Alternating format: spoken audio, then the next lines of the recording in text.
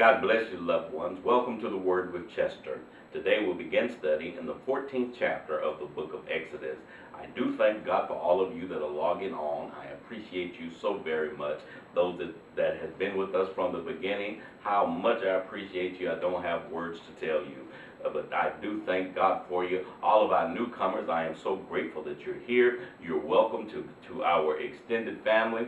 What we're doing is we're teaching through the Bible, verse by verse and chapter by chapter. Well, shall we begin our study today? We'll begin at verse 1 of chapter 14. The Bible reads, "And the Lord spoke unto Moses, saying, speaking to the children of Israel, that they turn and encamp before Pi-hahiroth, between Migdal and the sea, over against Baal-zephon, before it shall be encamped by the sea."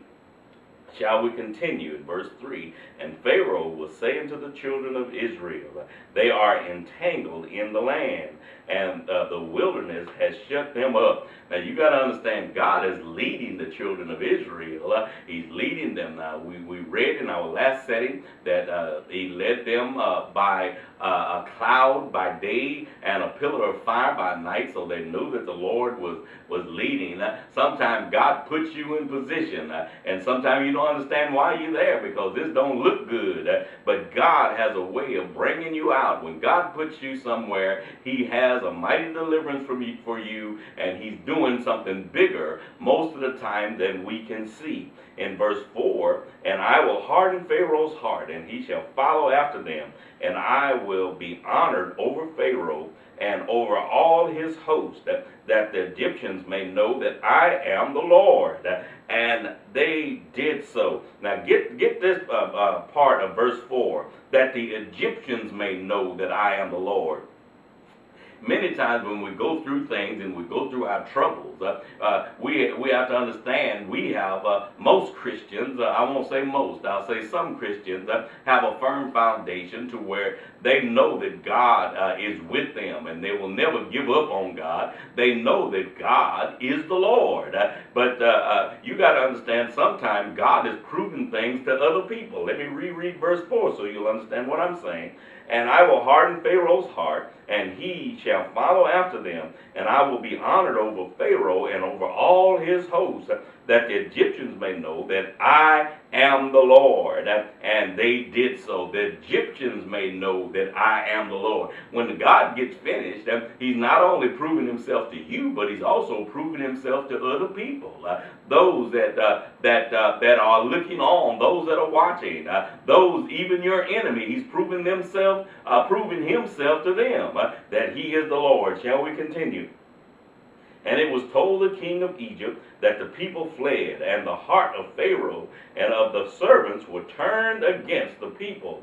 And they said, Why have we done this, that we have let Israel go from serving us?"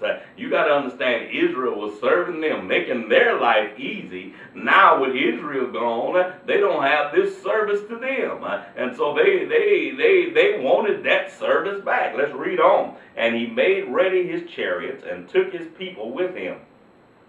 And he took 600 chosen chariots, and all the chariots of Egypt, and captains over every one of them. And the Lord hardened the heart of Pharaoh, king of Egypt, and he pursued after the children of Israel, and the children of Israel went out with an high hand." Well, shall we read on in verse 9? "And the Egyptians pursued after them all the horses and chariots of Pharaoh, and his horsemen and his army, and overtook them encamping by the sea beside Pi-hahiroth, before Baal-zephon." Well, can you get the picture now? God has them in a strategic place. The sea in front of them, mountains on both sides, and here come Pharaoh's army coming behind them. Let's read on in verse 10. "And when Pharaoh Pharaoh drew near, the children of Israel lifted up their eyes, and behold, the Egyptians marched after them, and they were in great fear. And the children of Israel cried out unto the Lord, and they said unto Moses, because there was no graves in Egypt, hast thou taken us away to die in the wilderness? Can you understand how people murmur? They don't see the full picture. All they see is what's happening. They're in a position where they can't go forward, they can't go to either side, and here come Pharaoh's army behind them. They in their mind, they thought they were going to die. In verse 11, and they said unto Moses, because there were no graves in Egypt, hast thou taken us away to die in the wilderness? Wherefore hast thou dealt thus with us, to carry us forth out of Egypt? In other words, they cried to Moses, why did you do this? Why did you even bring us out of Egypt, bringing us out here to die? Shall we read on in verse 12? Is not this the word that we did tell thee in Egypt? Now didn't we tell you this already? This was going to happen, saying, let us alone, that we may serve the Egyptians, for it had been better for us to serve the Egyptians than that we should die in the wilderness. Can you see people and their negative words? You got to understand, God has proven himself to them. He'd already proved himself to them that he's in charge, but yet you still got all those people that's going to murmur that God is not in charge. But you got to understand, God is always in charge, and God knows exactly what he's doing. Let's read 13. And Moses said unto the people, fear not, stand still, and see the salvation of the Lord, which he will show to you today. For the Egyptians whom ye have seen today, ye shall see them again no more. In other words, I'm going to take care of this situation. Don't you worry about it. Do I need to read 13 again? And Moses said unto the people, fear not, stand still, and see the salvation of the Lord. Stand still. You're going to watch God fight for you. Stand still and see the salvation of the Lord, which he will show you today. For the Egyptians whom ye have seen today, ye shall see them again no more. God is getting ready to wrap this thing up. He's going to finish it up. And the Egyptians, you're not going to have to worry about them anymore. In fact, you won't even see them anymore. In verse 14, and the Lord shall fight for you, and ye shall hold your peace. The Lord shall fight for you, and you shall hold your peace. I don't know if you've ever been in a position to where God was fighting for you. That's a hard thing sometimes for us to do, just hold our peace and watch God do. Sometimes we want to enter into the battle and take things into our own hands. But let me let you know, when you find that God is fighting for you, God is working for you, you might as well just fold your hands and enjoy and watch God do what he does best. He is there to protect you. He is there to bring you out.